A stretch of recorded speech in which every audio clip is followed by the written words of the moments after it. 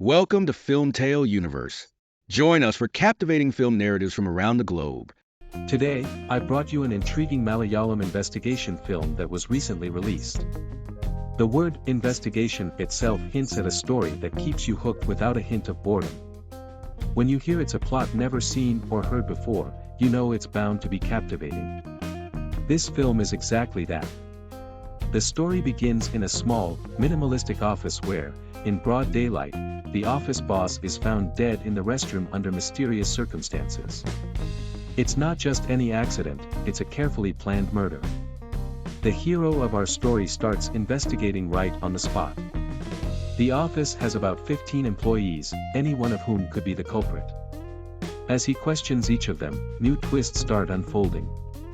And if that's not enough, all these twists come together for a mind-blowing climax. The film opens with the hero, ACP Sundeep, and from his phone conversation, it's clear he's just wrapped up a major case.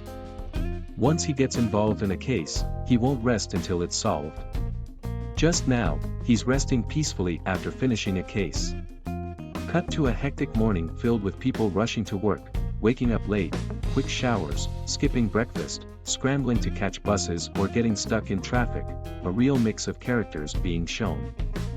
Who are these people, and why are they being shown? Well, they all head into a company called VTech. These are its employees. Upon entry, they use fingerprint scans. It's a small but modern office. Like every workplace in the morning, people go about their routine. A girl fills her water bottle, another one grabs a snack right after sitting down, while a group of guys chat in a corner. A cleaning lady tidies up the space. Amidst this, one man surveys everyone with a serious expression. Meet Raju, the loyal manager who oversees everything diligently. He mutters about the employees and their habits as he watches. At the reception, Meera, another employee, signals to someone on the camera, and just like that, the lively office shifts to a quieter atmosphere with everyone at their desks, working away. The focus shifts to the boss, John, who enters in a foul mood and notices a newcomer sitting outside.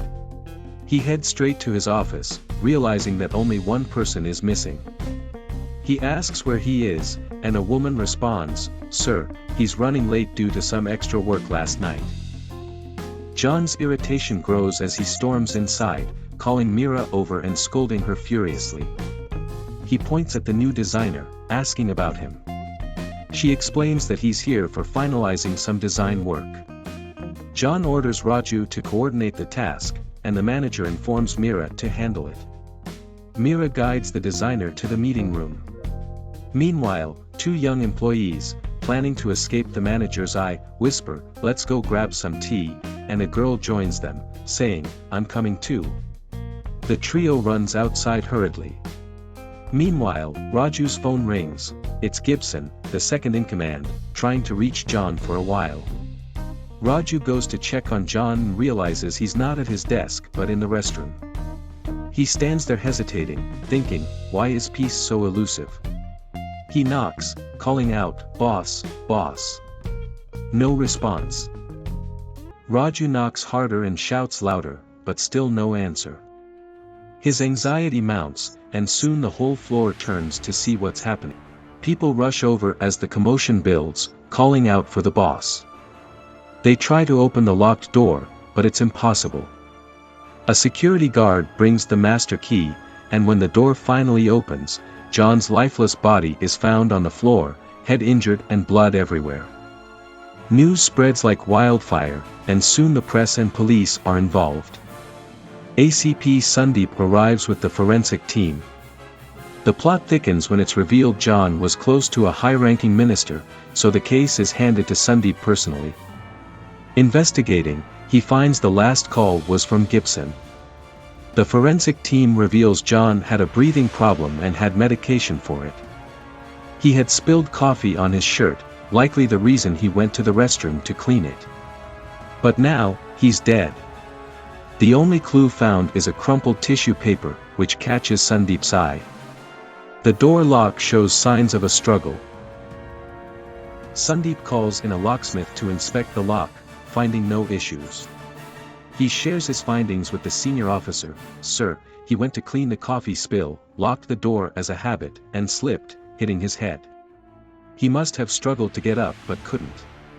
The officer declares it an accident, but Sandeep challenges this. Forensic reports show only one fall with no signs of trying to get up. Then who struggled with the lock? The officer falls silent. Further digging reveals John had a brother in Dubai, and they had wealth spanning generations. No known inheritance issues. However, John's partner Gibson, who'd been away, rushes back once he hears of the death. This raises the question, did John's death benefit Gibson in any way? To ensure thorough scrutiny, Sandeep orders all employees' phones to be collected and prevents anyone from leaving. The designer, unrelated to the company, asks to leave but is denied. No one's leaving, Sandeep insists. Everyone, gather here, orders Raju as he begins questioning the staff, starting with himself, as he was the first to find John's body. Adding to the tension, John's former partner, Gibson, who worked with him a few years ago, comes into question. This sparks suspicion in ACP Sandeep, who wonders if Raju's loyalty might lie more with Gibson than the company. Sandeep asks who had the spare key to the restroom, discovering that the security guard was responsible for it. When Sandeep questions him privately, he notices a hammer lying out of place. "Why is this here?" he asks. "Sir, I was using it and left it in a rush," the guard stammers. Sandeep's attention shifts to Sindhu, the cleaning lady. When questioned about John, she praises him. "He was a kind man, sir. Just 2 days ago, he noticed I was unwell and gave me paid leave to recover." As Sandeep continues, he subtly checks the hands of each person for the scent of gloves. This meticulous step aims to identify if the murderer wore gloves that left a scent. The search leads to Minu's bag, where he finds a container of sleeping pills. "Who prescribed these?" he asks. "Sir, I've been struggling with sleep lately, so I bought them from the medical shop near my home," Minu replies nervously. When asked for the shop's name, she falters, unable to recall it. "All right, but you can't keep these without a prescription," Sandeep states, confiscating the pills. Next, he calls Bias, a bespectacled employee. "Is there anyone here who didn't get along with John?" Bias admits, John was friendly to most, but he always targeted Vignesh. He would scold him so severely it seemed like his chest would hurt. Sandeep summons Vignesh, who admits, "Yes, sir, he yelled at me often. I even considered quitting. But circumstances kept me here." "Why just me?" "He once blamed me when someone stuck bubble gum to his laptop, even though I wasn't the culprit." As the questioning proceeds, Sandeep notices a fresh cut on Vignesh's finger. "How did you get that?" he asks. "I cut it on my desk today," Vignesh answers, prompting Sandeep to check the desk. Indeed, Sandeep finds a shard on Vignesh's desk. Meanwhile, another officer spots the designer hiding something in his bag. "What are you hiding?" the inspector demands. Panic-stricken, the designer tries to flee, shoving his way out of the office. But the police catch him and search his bag, uncovering a packet of marijuana. So, he was trying to hide this, Sandeep thinks. The designer is detained, and just then, Gibson arrives, acting nonchalant. Sandeep questions him, "Let me guess, you think I'm suspecting you for John's murder, right? Because you'd inherit his shares." Gibson smirks. John had already made it clear in his will that everything would go to his brother. "So, there's nothing for me to gain here." As he speaks, Sandeep's attention is drawn to a peculiar spiral scratch on a nearby car, identical to one he'd seen before, on his own car, where a child had drawn a spiral. The design is unmistakable. Just then, an officer reports that the sleeping pills found in Minu's bag were prescribed by Dr. Kyriakos. Sandeep follows up, confirming that Minu never bought the pills from a medical shop, they were prescribed by Dr. Kyriakos. This revelation tightens the narrative, leading Sandeep to question everyone's connection to the doctor. He spots an I-10 car with the spiral scratch and asks, "Whose car is this?" A bold man steps forward, "Sir, it's mine. My daughter drew that spiral." Sandeep asks for his phone, and when he checks the locations, he finds that the man had visited Dr. Kyriakos' clinic. Everywhere Sandeep looks, Kyriakos' name comes up. This leads him to visit the doctor. At the clinic, Kyriakos is already familiar with Sandeep. Do you know any employees from VTech? Sandeep asks. Kyriakos glances at a stack of books and pushes them aside, revealing a new clue. The flashback shows a bald man named Arun, whose phone Sandeep had checked earlier. Arun's phone showed multiple visits to Kyriakos' clinic. But as Sandeep investigates further, it's revealed that the phone he checked wasn't Arun's, it belonged to another employee, leading to a puzzling question: why did it have the clinic's address? Out of the 15 employees, 13 were patients of Drive Kyriakos. Doctor, what are you hiding? Sandeep demands, pressing the doctor. The truth unravels slowly. A few months ago, a receptionist named Mira, who was pregnant, underwent treatment from Kyriakos' wife. Tragically, her healthy baby died before delivery. Tests revealed a foreign substance in her blood, which she brought to her husband for analysis, suspecting foul play. Sandeep realizes this isn't an isolated case. 2 other employees also showed similar substances in their blood and suffered health issues. VTech is the common link. Further investigation shows that 13 out of the 15 employees tested positive for this foreign substance. It caused Mira's miscarriage, Bias's sudden vision problems, and Arun's hair loss. Other employees faced severe headaches, insomnia, and decaying nails. The pattern is clear: all victims sought treatment from Dr. Kyriakos, whose involvement grows more suspicious with each revelation. The root cause of everything is a chemical found in their blood, identified as a virus called SMV. This virus has the unique ability to reorder human DNA, a shocking discovery made by the doctor. But how did it enter their bodies? If it had been injected, they would have known. The doctor uncovered that it was ingested through snacks provided at the office: tea, coffee, and biscuits. Further investigation pointed to a research link with a company named V-Form Pharma. To their surprise, this company was registered under John's brother's name. Though the outside world knew little about V-Form Pharma, prominent doctors were aware of its existence as a research entity focused on finding root causes of various diseases. This revelation stunned the doctor. To dig deeper, they accessed John's laptop, but most of the information was useless. However, one detail raised suspicion: the blueprint of the office's punch machine was found on John's laptop. Research revealed that this was no ordinary punch machine, it was designed to monitor the virus levels in employees' bodies every day. Each time employees punched in, a microneedle monitored their health.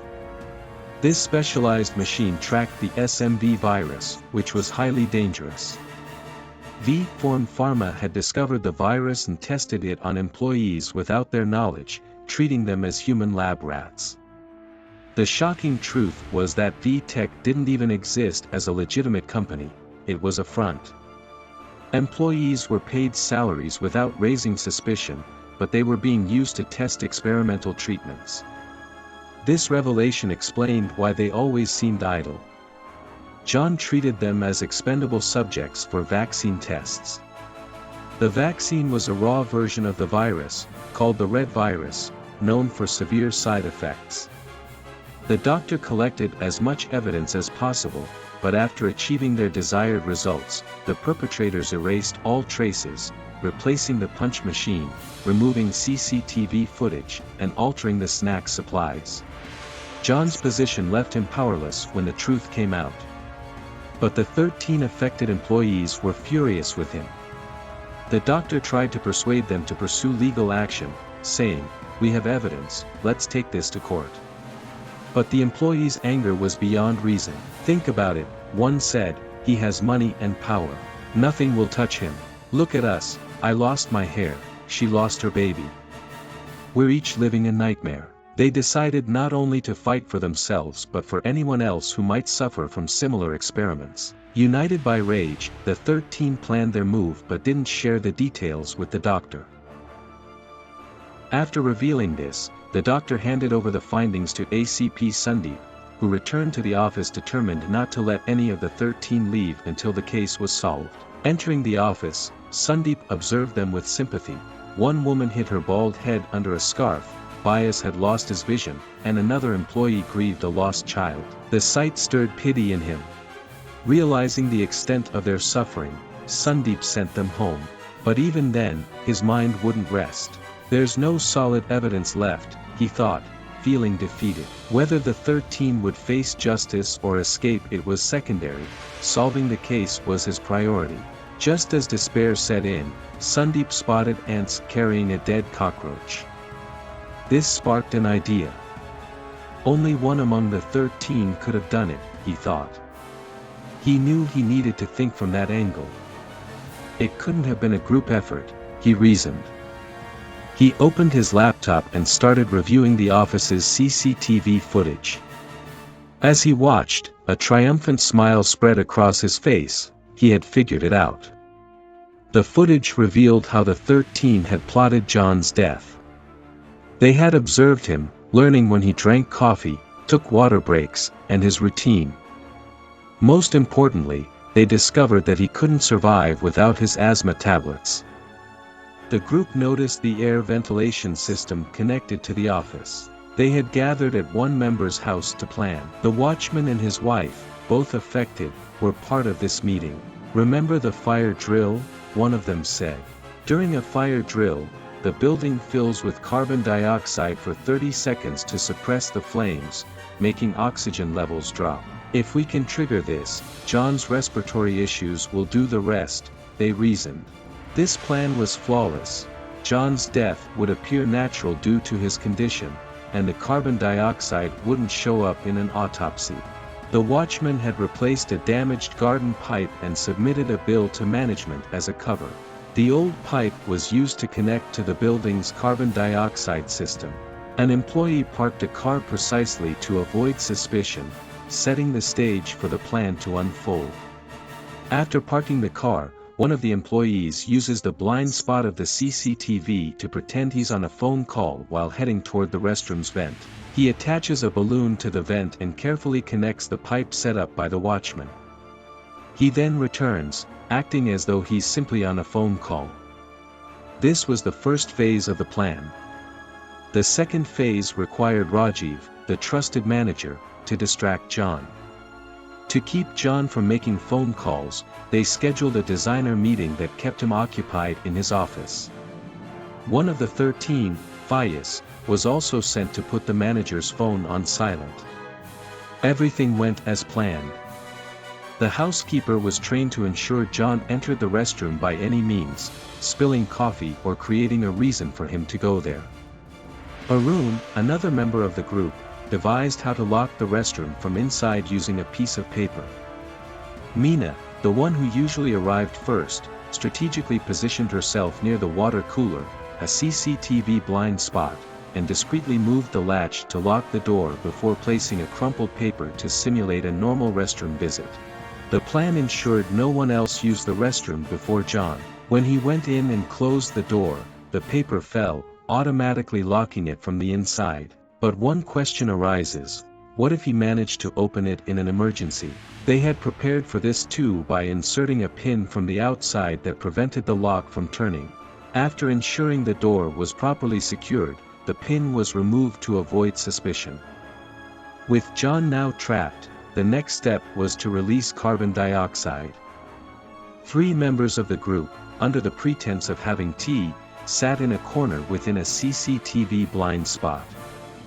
When the signal was given, the hidden member connected the pipe to release the gas. The girl who always snacked served as a diversion, placing trash near the operation site to deter anyone from approaching. The plan was precise. Even if someone noticed, the cover story was set. Everything proceeded according to plan until the housekeeper dropped the tissue paper while replacing the coffee powder. John noticed, prompting immediate panic.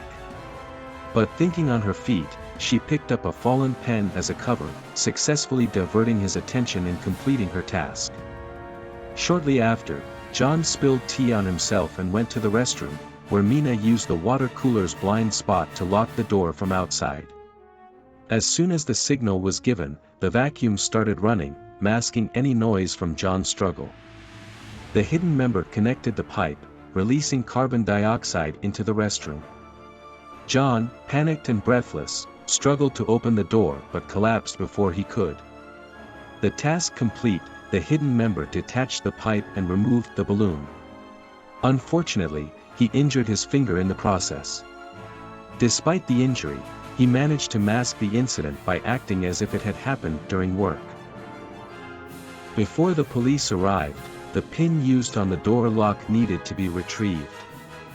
A member of the group was sent for this task but experienced a brief memory lapse due to the effects of the virus in her system. Forgetting why she was there, she stood still until another member subtly reminded her, allowing her to take the pin and return to her seat. The one with the finger injury staged an accident, pretending the wound was from his desk to explain any potential questions. Everything had gone as planned, except for one oversight, the tissue paper. It was left behind, but they dismissed it as insignificant, thinking no one would suspect. However, it was this tissue that caught Sandeep's attention, sparking his investigation. The only real mistake was Meena carrying the pill container. Sandeep, tracing the scratch on the car and other clues, managed to crack the case. Though Sandeep solved the case, he pondered for a moment. John was not an innocent man, he had treated people as mere test subjects, ruining their lives. Punishing the already broken 13 would not bring justice. Deciding to close the case as an accidental death, he handed in the report to his superior, who said, "You could have mentioned this earlier. We did all this for an accidental death." Sandeep, aware of the deeper truth, smiled subtly and walked out. He filed the report, but in his mind, the case wasn't over. He continued his own quiet investigation. Meanwhile, Dr. Kyriakos revealed a new finding. "Remember when you asked if Gibson was involved with a pharma company? I said no, but I've discovered a document that confirms he's connected," the doctor said. The scene cuts to Sandeep riding through a forest, discovering a hidden lab with the help of a drone. Inside the lab, he found the truth, a legacy of experiments. John's partner, now seated in his chair, was met with glares from the employees, their eyes filled with silent rage. The story ends on a tense note, leaving the impression that Gibson might be next.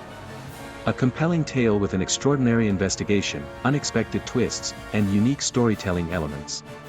A must-watch thriller. Don't forget to hit the like button and subscribe to our channel. Feeling inspired?